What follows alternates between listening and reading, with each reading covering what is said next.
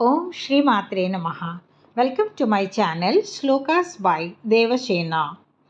In this series of shlokas, I'll be chanting Shri Lalita Sahasranama Stotra Dhyanam.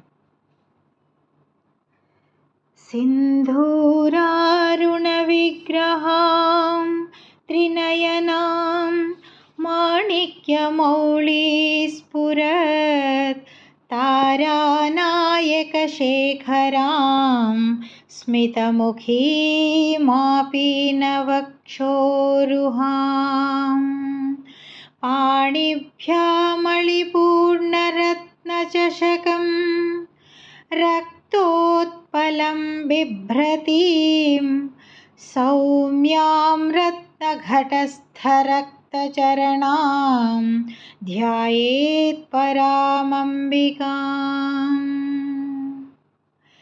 अरुणां करुणातरङ्गिताक्षीं धृतपाशाङ्कुशपुष्पबाणचापाम् अणिमादिभिरावृतां मयूखैः अहमित्येव विभावये भवानीं ध्यायेत् पद्मासनस्थां विकसितवदनां पद्मपत्रायताक्षीं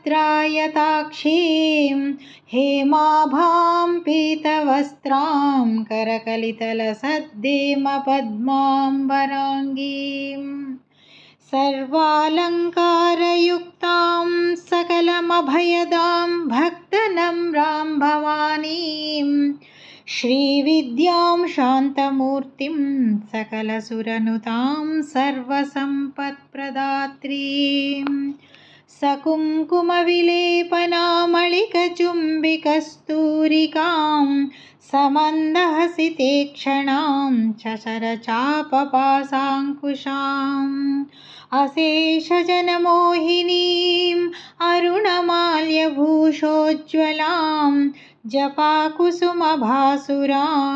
जपविधौ स्मरेदम्बिकाम्।